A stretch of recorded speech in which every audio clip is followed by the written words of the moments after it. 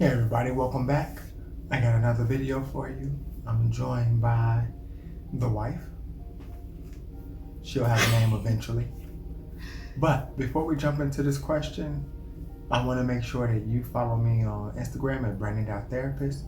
Make sure you continue to share these videos and continue to get the information out there. So I was asked the question, I posed the question, and the question was, does your spouse support you during your infertility phase? And answer I received back is sometimes. And because of that, the person felt less than a man. So I want to address that and how to overcome and talk to your spouse about infertility and also the confidence that's involved with the loss of infertility and how to regain it. So I'm joined by the wife because, as you guys know, I've talked about this many times in which I struggled to see myself as a man and to go through infertility. And sometimes I felt alone in the journey. So this gentleman was trying to express how he feels about his diagnosis to his wife. And sometimes that involves a deep conversation. And I believe you are like most men, they don't want a deep conversation every single time. It could just be a thought that came across his mind. I want to express this, I want to say this. So I found myself a lot of times just kind of nodding my head, listening to this 8-minute long conversation that he really didn't even want feedback. He really didn't even want me to have an opinion, just listen. For example, he'll come home and say, I could still be a father. I just will have to do it differently, right? Yeah, we could do it differently. That's the end of the discussion. He will walk away and go find something else to talk about. I know it's pondering, is milking its way through to something, but he did not want to discuss it. And I didn't want to discuss it just because it's extremely difficult and sensitive. And sometimes you didn't have the words. I didn't have the words, and in some ways I'm probably just embarrassed. And when you're embarrassed, you don't want to talk about anything that makes you embarrassed. It's very weird to use the word embarrassed when talking about your spouse, because that's the whole point of marriage, is that you love this person so much you can open up to the person. But I wanted kids, and I talked about how I wanted a family. And even before we got married, I always wanted a family. It was never a question. And then we get to the stage where we're finally ready, and it's like, it was halt. It was halted. And I'm like, what do I do? How do I have a family? I talked all this mess of wanting a family, and I can't have it.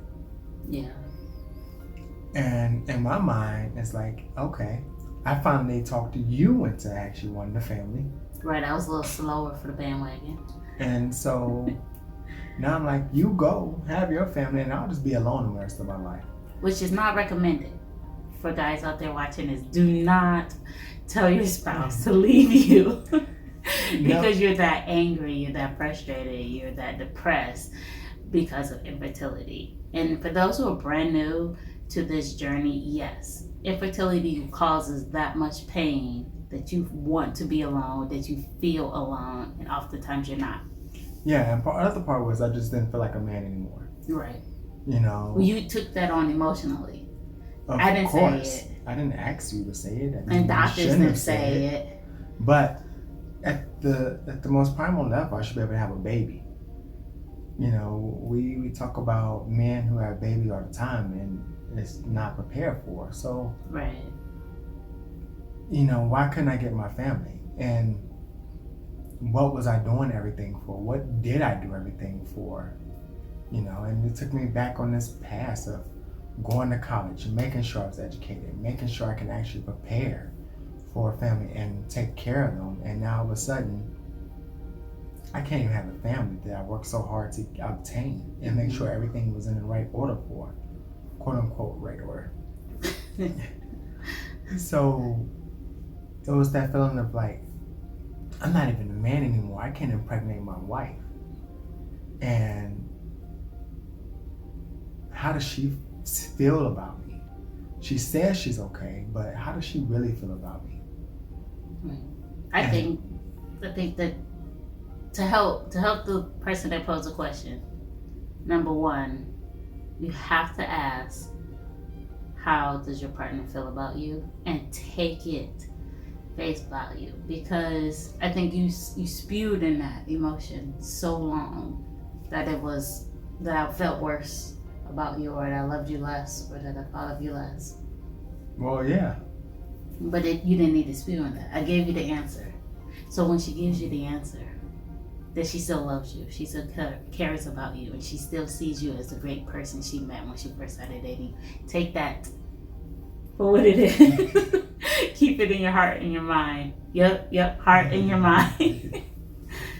The other part is just remember who you are. Mm-hmm. You are a man no matter what. Right. And we're more than our fertility. I've said that more than once. And our fertility doesn't define our manhood. So, yes, it's hard. Yes, you feel like you should be able to have a child.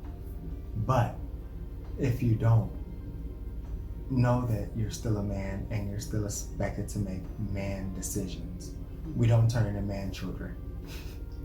And number 3, talk often, even if it's short. And for the partner listening, accept the short chit chats.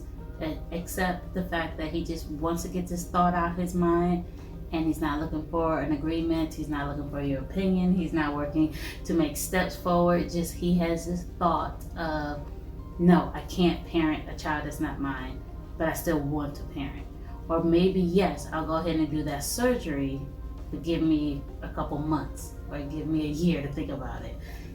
There are ways to walk through this with less pressure on both of you. And one way is definitely to just listen to these short bursts of opinions. Yes, and just be open to listening. It might not even be a complete thought. It could just be half a thought. Lots of incomplete thoughts. Lots of, hey, I was just thinking this, and then like, and what? And I need to work through it. And that was it. And because of that, you really have to just take it as is and talk about it as needed. Mm-hmm. But allow the man to open up about how he feels about this process and what it takes for him to actually process his thoughts and get them out and start to feel whole again. Right. Because this journey tears you apart. It definitely does. And so everything goes out the door. My manhood, my faith went out the door, and my marriage almost went out the door. No, it didn't. He felt that way. According to me. He felt that way, but... It's all about perspective, right? Right. Mm-hmm. So, just really stick in there with each other. Allow for these conversations to happen and be genuine and open. This time, it's time for an open ear. Hope that helps. See you guys. See you next time. See you guys next time. Till then, peace, love, God bless. Don't forget to follow me on Instagram at Brandon.therapist. And make sure that you tell your friends about me. And I'll see you next time.